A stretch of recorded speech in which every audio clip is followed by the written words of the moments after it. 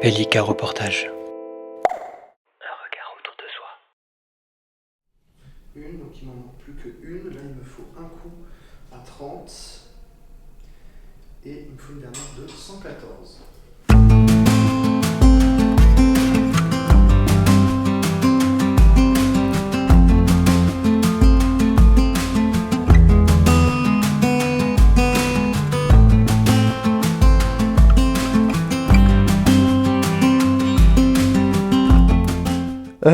Bienvenue à Deuxième Clap. On est donc une ressourcerie, recyclerie de décors et d'accessoires de cinéma. On est deux décorateurs, Baptiste qui n'est pas là parce que comme vous voyez je suis tout seul, et moi. Et donc l'idée de cette association c'est d'empêcher en fait la destruction systématique des décors et des accessoires après la fin d'un tournage. Après, on les appelle du coup ces moments-là, ils sont en fin de vie et c'est pas du tout géré. De manière générale, dans le sud-ouest et à Toulouse, nous, notre but, c'est d'avoir à la disposition ces espaces du coup pour que les gens puissent venir et se servir en location d'objets qui ont déjà été utilisés, de leur donner une seconde vie. Donc on me contacte, ça se tournait au Grand 7 à Colomiers.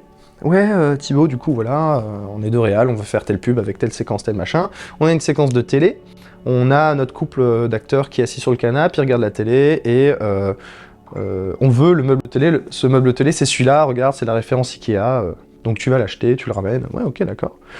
Je fais ça, je vais acheter ce meuble Ikea en neuf, je le ramène sur le plateau, on monte, je le monte ce meuble, le tournage se passe bien. Et à la fin de ce tournage, du coup, le meuble part à la benne, quoi. Production parisienne qui voulait pas s'en occuper, ce meuble part à la benne. J'étais déjà un peu, c'est dommage, j'aurais bien utilisé ce meuble, tu vois, même moi personnellement, ou pour le filer à quelqu'un. Et en fait, c'est pas du tout induit, quoi, dans leur fonctionnement. C'est leur propriété, ils en font ce qu'ils veulent, ils ont pas envie de s'en embêter. Ça part à la benne. Bon, très bien, et tout machin. 2 semaines plus tard, une autre boîte de prod qui me contacte pour une pub. Je sais plus ce que c'était. Ouais, Thibaut, on a besoin... donc on a une séquence télé, on a un couple... tu la vois venir en gros. On a un couple qui est devant sa télé, et puis le meuble, on n'a pas envie de se faire chier, on a la référence, regarde, c'est le truc Ikea. Et c'était le même meuble qui était parti à la benne 2 semaines plus tôt, quoi. Là, j'ai fait non, c'est pas possible, quoi. Alors moi, je m'appelle Baptiste. Je suis décorateur de cinéma depuis 5-6 ans. J'ai rencontré du coup Thibaut en l'ENSAV en formation de cinéma. Je lui ai proposé de monter une ressourcerie de cinéma parce que j'avais entendu parler des autres ressourceries à Paris et à Marseille. Et j'ai dit que ça serait quelque chose de très chouette et de complètement pertinent par rapport à notre métier en fait. Le premier message que Baptiste m'a envoyé sur Messenger, il était au Japon, on était le soir de Nouvel An ou le soir de Noël, je sais plus. Il était extrêmement tard. Et c'est vraiment juste un message sur Messenger qui dit « Viens, on monte une ressourcerie ». Et du coup, j'aimerais bien un jour l'avoir en très très grand et l'accrocher. Le début, quoi. Ouais, c'est le premier truc. Et là, il est parti tout de suite, c'est ça qui m'a dit qu'on pouvait y aller à deux, ensemble. Donc on a commencé, c'était la première chose que j'ai récupérée, c'était cette fameuse table basse qui était chez moi, du coup, c'est bon, elle est pas partie à la benne. Et au fur et à mesure, se rendre compte de si vraiment on veut faire ça, il nous faut un local, il nous faut du soutien, il nous faut des subventions, il nous faut des personnes, de se rendre compte qu'en fait ça représente des tonnes et des tonnes de déchets, que ça demande des connaissances, que ça demande de la logistique, que ça demande de l'espace, enfin voilà quoi. C'est ça la jeunesse du projet. Dans le cinéma en général tout le monde monte à Paris, systématiquement pour les gens qui n'y sont pas. Et moi j'avais un petit peu toujours eu envie de décentraliser tout ça, et d'où aussi cette idée de fonder ça à Toulouse, qui est quand même une ville où il y a beaucoup de festivals de cinéma, et l'Occitanie c'est une région où il y a beaucoup de tournages.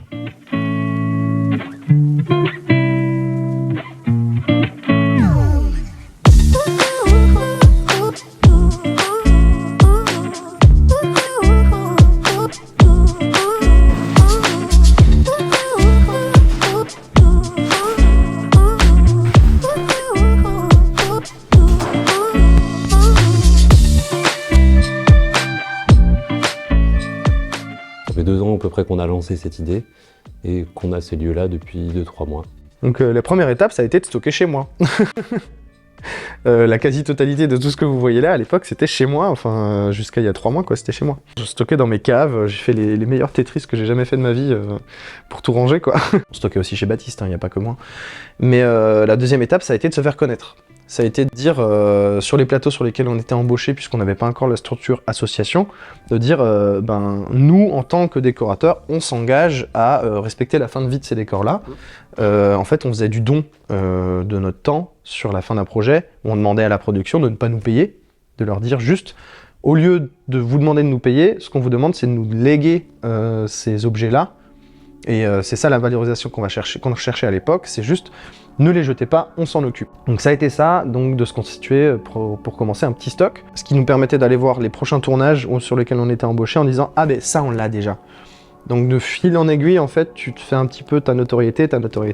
Ensuite, on a créé l'association. Et suite à ça, en fait, on a fait notre première demande de subvention, sachant qu'on n'en avait jamais fait de notre vie. Enfin voilà, on n'a jamais été formé à faire un budget, faire de la compta associative, et enfin gérer une association, tout ça. Et du coup, on apprend en même temps. Là, on commence à se former. On a eu de la chance d'avoir des formations un petit peu. Des bébés absolus pour aller essayer de trouver des documents, remplir des CERFA. On n'en avait aucune idée. On avait passé, je crois, 2 ou 3 mois sur une de ces subventions. Et c'est l'ADEME qui nous aide pas mal, qui est un peu l'organisme de l'écologie, qui gère un peu toute la transition écologique et tout ça, enfin le ministère de l'écologie, tout ça. Et donc l'ADEME qui connaît bien un peu tous les acteurs culturels et écologiques, écologistes du milieu, qui voit arriver c'est du Gugus là, en mode c'est quoi ça, deuxième clap, ça vient de nulle part, ils demandent énormément d'argent, c'est chelou. Et eux du coup ont contacté d'autres acteurs culturels sur Toulouse en disant est-ce que vous connaissez deuxième clap? On s'est fait embrigader un peu là-dedans. Après, justement, nous, comme on répond vraiment à un truc un peu nouveau qui n'existait pas avant et qui est vraiment dans un truc de rendre le cinéma plus écologique et tout ça, qui est vraiment des enjeux actuels, les gens sont super intéressés et veulent vraiment... on a eu beaucoup des mails et des appels à Toulouse. Il y a un truc qui s'appelle dans les grosses villes aussi, le bureau d'accueil des tournages.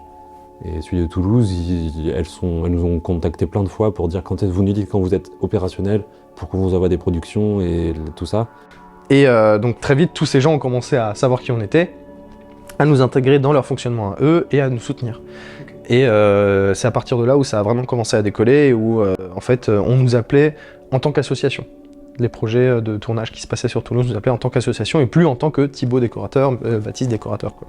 Donc ouais, autour de Toulouse, il y a des choses qui se passent. Occitanie Film, qui gère un peu tout le pôle régional aussi, nous a un peu aidés. On a fait des réunions dans leurs locaux qu'ils nous ont prêtés pour nous présenter aux politiques un peu locales il y a 1 an.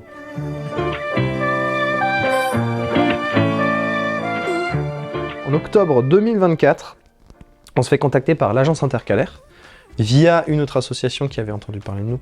C'est Intercalaire, là, une agence à Toulouse qui gère des bails précaires, enfin, qui crée des bails précaires, et en fait ils vont dans des endroits qui sont en attente de travaux ou de démolition, et le temps que les démarches administratives se lancent, il y a 1, 2, 3 ans. Et du coup, entre-temps, eux, ils mettent des associations, des collectifs, des artistes. On est, je crois, au moins une trentaine d'associations, de la culture, de l'économie sociale et solidaire, de l'écologie. C'est super chouette comme endroit, parce que du coup, il y a une vraie effervescence sur plein de petits partenariats, de petites créations qu'on peut faire ensemble. Et c'est potentiellement des gens avec qui on n'aurait jamais eu l'occasion de parler, en fait. Donc c'est super intéressant de pouvoir confronter nos avis, sachant qu'on a tous un peu cet esprit, enfin, carrément tous cet esprit du réemploi, d'agir localement, de partager, de la mise en commun, etc., quoi. Donc c'est un super lieu, vraiment, c'est génial, quoi. Et du coup c'est précaire, et du coup ça dure que 2 ans. Donc c'est cool, parce que les tarifs sont vraiment bas, et il y a des espaces immenses très régulièrement, mais c'est juste que c'est que 2 ans. Donc quand il y a beaucoup de choses à déménager, c'est chiant. Et nous, on va avoir beaucoup de choses à déménager. Ah ouais. Ben ouais, parce qu'en gros, les ressourceries pas cinéma un peu classiques, qui existent un peu dans le style de Emmaüs, mais qui se montent un peu partout. Il y a la glanerie à Toulouse, ce genre de choses. Eux, ils travaillent un peu en flux. Il y a des choses qui rentrent, il y a des choses qui sortent en permanence. Parce que l'idée, c'est réduire les déchets. Il y a des tonnes et des tonnes chaque jour. Et nous, du coup, c'est particulier parce que, ouais, on récupère et on fait que de la loc a priori, et sauf pour les matériaux, le bois, tout ça, où là, il y a des choses qui disparaissent au fur et à mesure. Mais ouais, nous, il y a un peu un enjeu que, en fait, on va faire que grossir. Et d'ailleurs, là, c'est un peu les questions du moment. Jusqu'à quand on accepte des choses, l'étape d'après, ça serait pas de genre accepter en jetant pour que ça s'équilibre un peu, en jetant les choses qui sortent pas ou qui sont un peu moins intéressantes, pour qu'on reste, parce que les murs sont pas extensibles à l'infini. Là, on a 200 mètres carrés, c'est bien pour démarrer, Mais il faudrait, tout le monde dit qu'il faudrait au moins 600 ou 800 mètres carrés pour avoir une activité qui dure et être assez grand et intéressant. Et donc ça fait depuis mars qu'on est dans ces locaux, c'est pour ça que c'est encore un peu le bordel.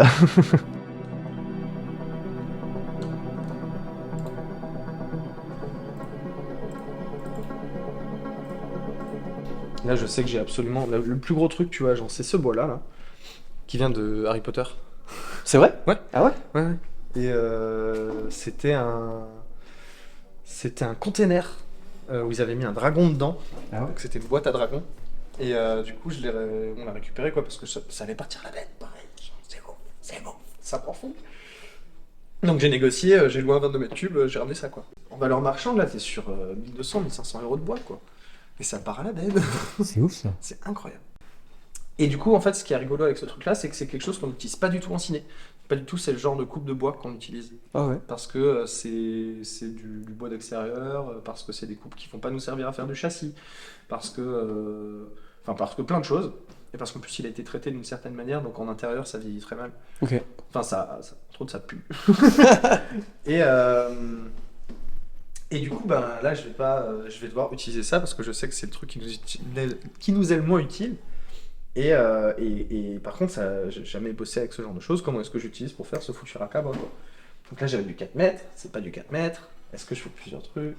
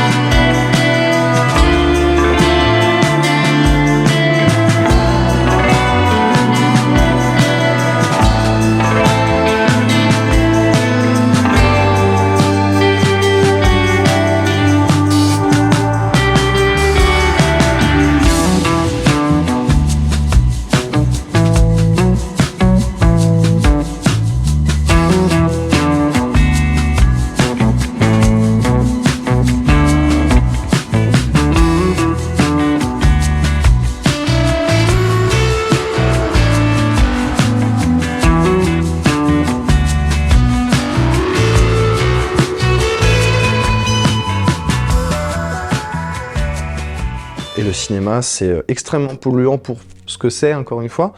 On n'est pas en train de sauver des vies, on n'est pas en train de construire des routes, des hôpitaux, on fait du cinéma, quoi. Donc il faut faire attention à ce que ça en dit sur les impacts écologiques qu'on peut avoir.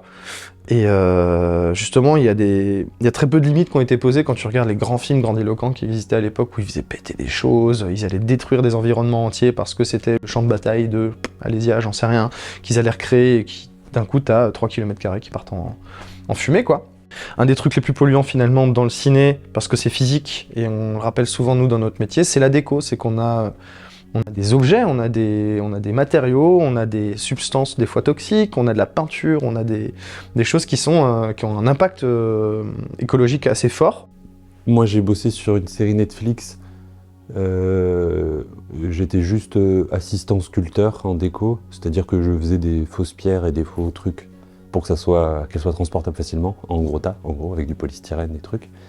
Et c'était une série Netflix, Deuxième Guerre mondiale, et ça se tournait en Occitanie. Et à la fin, on refaisait des fausses façades de maisons pour faire comme si c'était les années 30-40.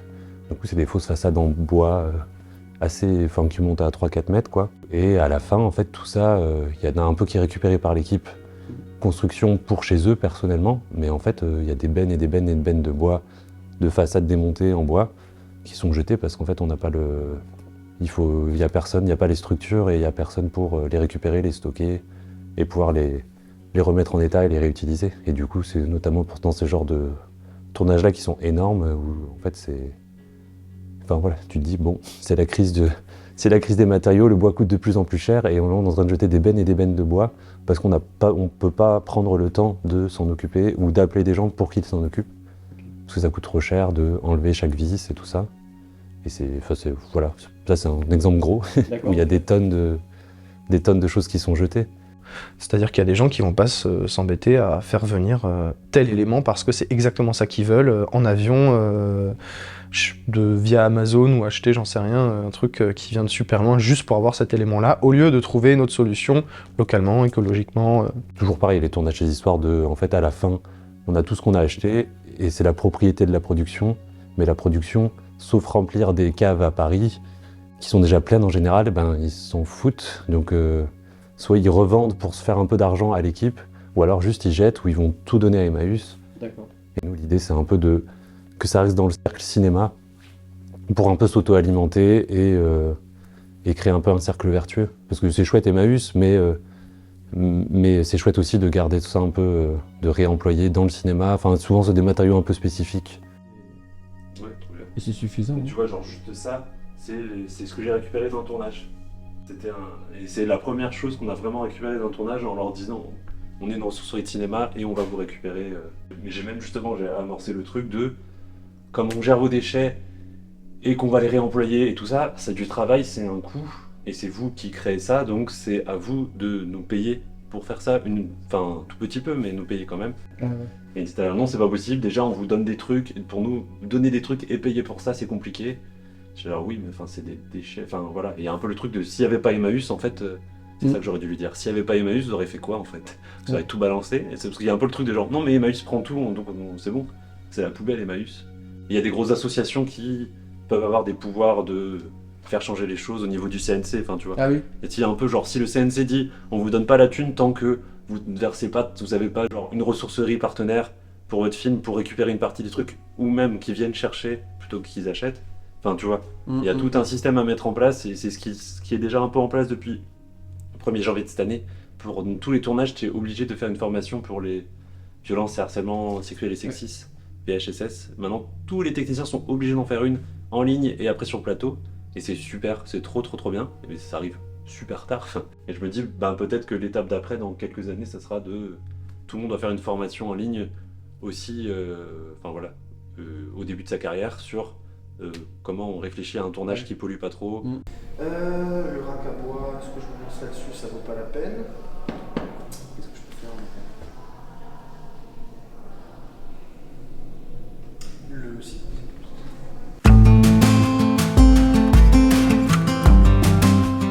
Une manière de voir les choses qui est assez récente. J'ai l'impression, la plus vieille de ces ressourceries-là, elle a moins de 10 ans, et elle est à Paris, effectivement. Il y en a plusieurs sur Paris, puisque évidemment, voilà, c'est l'endroit où on tourne le plus, où il y a le plus de ciné qui se met en place. Il y a la réserve des arts, il y a la ressourcerie du cinéma. Ça, il en existe un peu partout en France, mais pas dans le sud-ouest, quoi. Avec donc toutes les grosses séries, Un si grand soleil, Demain nous appartient, et tout machin. C'est autour de Montpellier et Sète.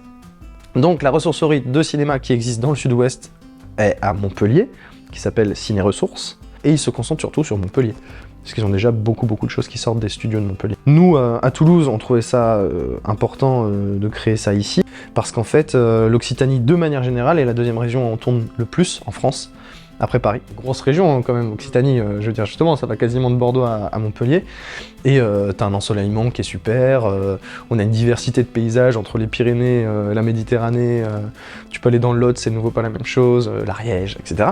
Donc on est la deuxième région de France où ça tourne le plus, et en fait Toulouse est le chef-lieu de cette région, on est central par rapport à ça, et on peut rayonner facilement dans toute l'Occitanie, quoi.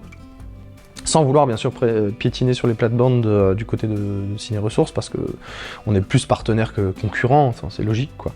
Justement, essayer de pas reproduire ce truc que font déjà les deux villes entre Montpellier et Toulouse, où ça se tire un peu la bourre, on va essayer de faire en sorte qu'on puisse travailler ensemble.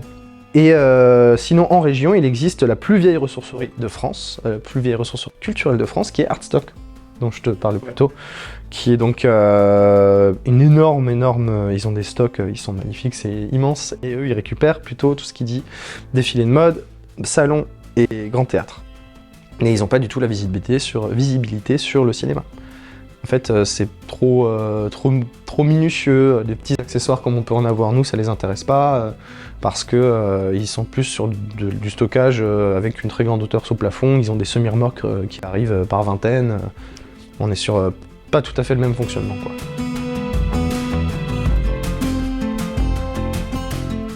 On a cette particularité-là d'être principalement axé sur les professionnels. Pour le coup, on travaille avec, pour le moment, que du professionnel ou, exception faite, étant les étudiants en fin d'études, où on essaye d'être le plus possible soutien et moteur de la création de la jeunesse, en tout cas, qui n'ont pas forcément accès à ce genre d'éléments parce que c'est des choses qui sont soit chères, soit qui sont logistiquement compliquées à gérer. En fait, on part un peu du constat de nous, étudiants en cinéma, il y avait un peu un truc complètement inégal et un peu injuste en fonction des étudiants, des moyens qu'ils avaient perso, de leur famille et tout ça. Certains pouvaient faire des tournages à 4 000 € et d'autres, ils avaient 400 balles. Et enfin, tu vois, un peu un truc où on se dit, mais en fait, s'il y avait un truc où n'importe quel étudiant pourrait avoir une bonne base de déco pour à peu près le même prix et un peu ridicule, ça serait super. Et là, c'est chouette parce que c'est ce qui est en train de se passer avec 2 écoles à Toulouse de cinéma. On est axé uniquement sur du professionnel, parce que c'est notre corps de métier, parce que c'est de là qu'on vient et que c'est pour ça qu'existe à la base l'association et Deuxième Clap de manière générale.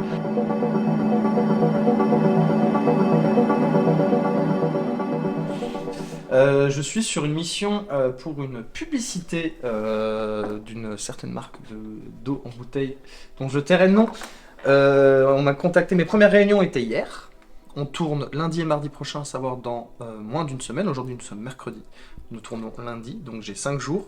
Demain, c'est férié. Ils veulent un ensemble de salons, meubles, canapés, fauteuils et méridiennes, capitonnés, cuir, verre bouteille, style Chesterfield. C'est un enfer. Ça n'existe pas dans un délai aussi court. Et là, on est battu. On est complètement battu, où en fait, c'est une des réalités souvent sur lesquelles on se retrouve à la déco, c'est qu'on fait face à des choses physiques. Et là, du coup, si on n'a pas cet objet physique, bah, on l'a pas, quoi, et puis c'est tout.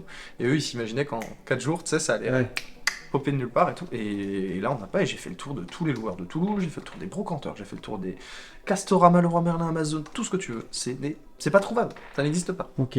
Ouais, du coup, les grosses productions, ils sont déconnectés de votre réalité, quoi. Sur vraiment ce que ça demande logistiquement parlant et physiquement parlant, ouais, carrément. Enfin, on a des demandes qui sont des fois complètement ubuesques. Enfin, c'est terrible.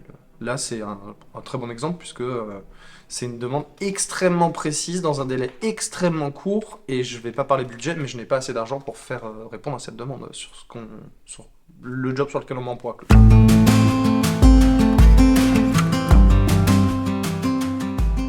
La next étape, c'est le référencement. Chaque élément, même le plus nul, le plus pourri, où on pourrait se dire « Ah, ça sert à rien », et ben non, il est référencé, il a un prix, il a une vie, on sait qu'il est parti à tel endroit et qu'il n'a pas été perdu, qu'il sera revenu dans nos locaux tel jour, telle date, pour qu'il reparte en location. En fait, c'est prendre soin de n'importe quel petit élément, n'importe quel petit objet. Mais pour moi, il y a ce côté vraiment valorisation de « on prend soin de n'importe quel petit truc, même si c'est une boîte de vis, tu vois ». Donc la prochaine étape pour moi, c'est vraiment d'avoir un référencement et un outil de mettre en place un outil de fonctionnement logistique ultra précis, ultra pointu, de sorte à ce que ça roule, quoi, et que qu'on puisse être capable, dans tout ce joyeux bordel, de dire ah ouais, tu veux la vis B227, et ben elle est là, et t'es capable de la sortir, et tu sais qu'elle part pendant 3 semaines. Avoir une traçabilité. Voilà, avoir une super traçabilité sur n'importe quoi, et que on soit assez irréprochable par rapport à ça. Parce que si t'as pas cette traçabilité-là, il y a une espèce de... Je trouve que c'est une espèce de légitimité qui se perd, quoi. Parce que est-ce qu'on peut vraiment prétendre être une ressourcerie si une fois tous les mois ou une fois toutes les semaines, tu te rends compte que t'as tellement de bordel qu'il faut que tu jettes. Je suis pas certain. Je pense qu'il faut pousser ce délire-là vraiment à fond et être un peu irréprochable à ce niveau-là, quoi. Mais je pense avoir des appels à bénévoles ou même on est en train de... En fait, pour qu'on soit pas juste 2 à plein temps, même trouver des gens qui s'ajoutent sur le projet et que tu veux qu'on soit 4-5 pas quotidiennement, mais tu vois, très régulièrement à pouvoir gérer ça et co-gérer ça. Et après, dans l'idéal, nous, ce qui serait super, c'est de pouvoir après embaucher des gens, avoir des premiers salaires. Bon, c'est pas tout de suite, mais ouais, je pense que ça, c'est un des trucs qui est dans le... Parce que, voilà, moi, j'ai beaucoup d'autres activités par ailleurs. Thibaut, j'ai pas envie qu'il passe sa vie enfermé ici. J'aimerais bien qu'il voit la lumière des fois, et juste enfin voilà, parce que aussi dans des projets un peu comme ça ambitieux, on est souvent 1 ou 2, et on nous a dit souvent aussi qu'il y avait un truc où, au bout de 2-3 ans, et quand le projet commençait vraiment à sortir, en fait il y avait de l'épuisement, parce qu'on était 2, et des trucs où en fait, des conflits aussi, entre les 2 personnes, pour des raisons souvent absurdes, Et du coup, tout pétait alors que le lieu était prêt, que tout le monde était prêt à aller dans ce lieu. Et voilà, donc c'est des histoires aussi. Enfin, voilà. C'est pour ça que je pense qu'il faut qu'on arrive à trouver des gens qui soient un peu cohérents avec le projet et motivés. Après, là, c'est la partie pas fun. Dans la partie fun, le reste, les trucs à venir, c'est repeindre ces foutus murs parce que c'est ignoble. Et faire des activités chouettes, quoi. On a trop envie de faire participer les bénévoles sur la créa de l'identité visuelle du lieu, que ça s'intègre bien avec l'identité visuelle du timbre, que ce soit un endroit un peu plus convivial parce que, voilà, on est dans des sous-sols qui donnent pas très envie de venir nous voir. Mais là, si on pousse un peu tout ça et qu'on peint, parce que c'est notre délire aussi, quoi, d'être décorateur, c'est d'habiller les espaces, et là, habiller un espace pour qu'il soit chouette, quoi. Accueillant. Ouais.